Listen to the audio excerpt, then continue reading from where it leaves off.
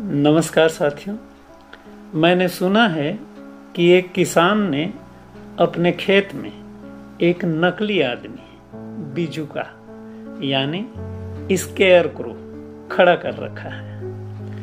प्रायः सभी खेतों में नकली आदमी खड़े रहते हैं। ऐसे तो सभी जगहों में नकली आदमी खड़े रहते हैं, लेकिन उन्हें पहचानना जरा मुश्किल होता है। पर खेतों के नकली आदमियों को सब पहचान लेते हैं। डंडा गड़ा है, हंडी लगी है, कुर्ता पहना हुआ है और वो खेत में जानवरों को डराने के लिए मुस्तैद खड़ा है। एक बुद्धिजीवी खेत के नकली आदमी के पास से ही रोज गुजरता था। बरसात, ठंडी, गर्मी, धूप, रात, दिन जब कभी भी निकलता था, वो नकली आदमी अकड़ के खड़ा रहता था। नकली आदमी वैसे हमेशा अकड़े हुए ही रहते हैं, क्योंकि अगर अकड़ चली जाए तो कहीं असलियत न खुल जाए। जहां भी अकड़ा हुआ आदमी दिखे, समझ जाइए कि वो नकली आदमी है। खैर, तो जो खेत में बिजुका खड़ा है, उसे देखकर उस बुद्धिजीवी के मन में कई बार ऐसा हुआ कि वह उससे पूछे कि तू अकेला ही खड़ा रहता है, कभी बोरियत नहीं लगती? न कोई संगी, न कोई साथी, अकेले में जी नहीं घबराता? वर्षा आती है, धूप होता है और तू रात दिन यही खड़ा रहता है, और जब भी मैं निकलता हूं तू अकड़े ही रहता है। इसका राज क्या है? लेकिन बुद्धिजीवी डरता था कि कहीं नकली आदमी नाराज न हो जाए। वैसे भी नकली आदमियों से सवाल करना बड़ा खतरनाक होता है, क्योंकि नकली आदमी से सवाल करने पर वह सच में नाराज हो जाता है। दरअसल नकली आदमी हर सवाल के झूठे उत्तर बना के रखता है, लेकिन कोई उनसे प्रश्न पूछते हैं तो उनके झूठे उत्तर खिसकने लगते हैं।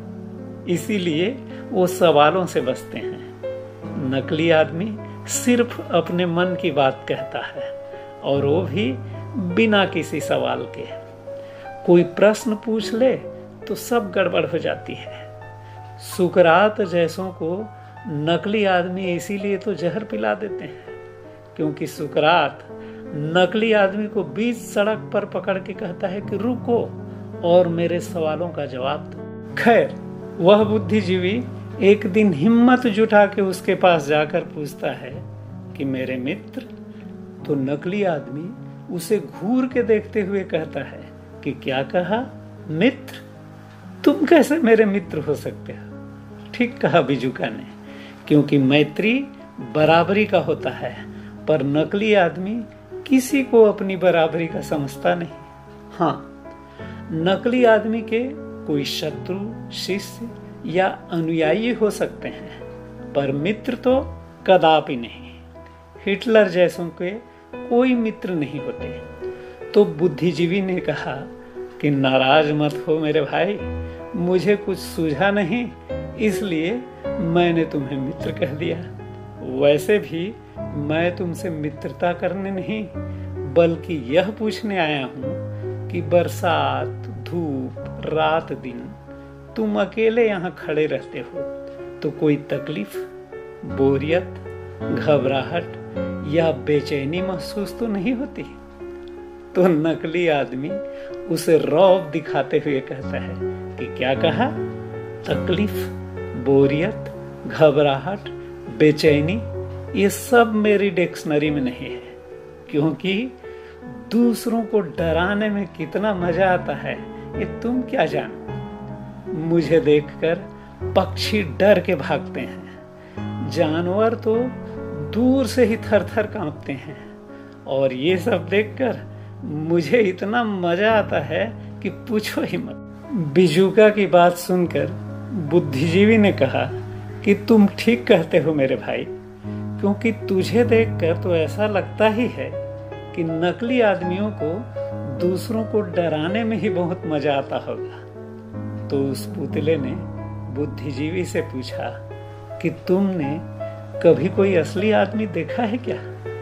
वैसे मुझे तो यहाँ के सारे लोग नकली ही दिखाई देते हैं, क्योंकि यहाँ बड़े छोटे को, अमीर गरीब को, ताकतवर कमजोर को, अधिकारी कर्मचारियों को, मंत्री अधिकारियों को, सरकार विपक्ष को, विपक्ष जनता को, माँ बाप बच्चों को, तो कहीं बच्चे माँ बाप को, शिक्षक विद्यार्थियों को, डॉक्टर मरीजों को, वकील अपने मुवक्किलों को डराने में ही तो लगे रहते हैं।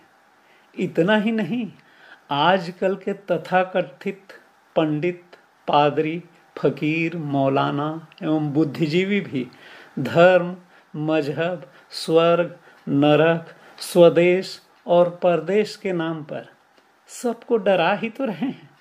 नकली आदमी ने आगे कहा कि मुझ में और उनमें फर्क सिर्फ इतना ही है कि मैं चल नहीं पाता और बाकी लोग दिल्ली तक की दौड़ लगा लेते हैं। और अगर इससे ज्यादा फर्क दिखता हो तो तुम मुझे बताओ। उस नकली आदमी की बात सुनकर आपके हिसाब से वह बुद्धिजीवी क्या बोला होगा? दिमाग में आए तो बताइएगा जरूर। धन्यवाद।